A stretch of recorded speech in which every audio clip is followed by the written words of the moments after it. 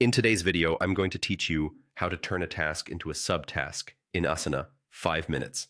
Let's get started by opening your browser and heading to Asana's login page.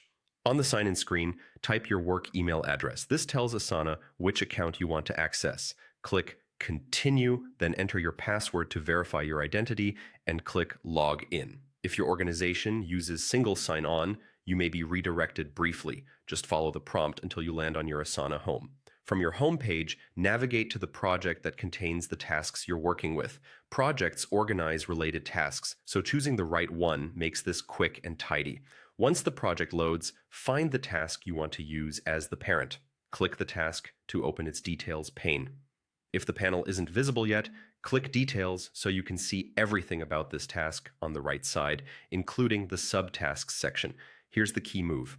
You're going to convert an existing task into a subtask of this parent. Keep the parent task's details pane open.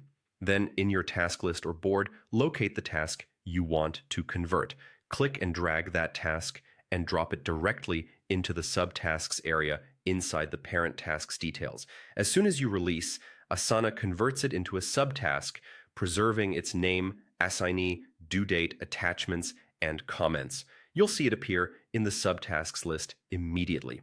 A couple of quick tips to make this smooth. If you don't see the subtasks section, scroll within the task details pane. It's usually near the top. If drag and drop feels cramped, widen the task pane or switch to a list view for easier grabbing and dropping. Also remember that converting a task into a subtask changes how it shows up in project views. If you still want that subtask visible in the main project list, you can keep it added to the project from the details pane. This doesn't change the steps you just followed. It simply helps maintain visibility. That's all there is to it.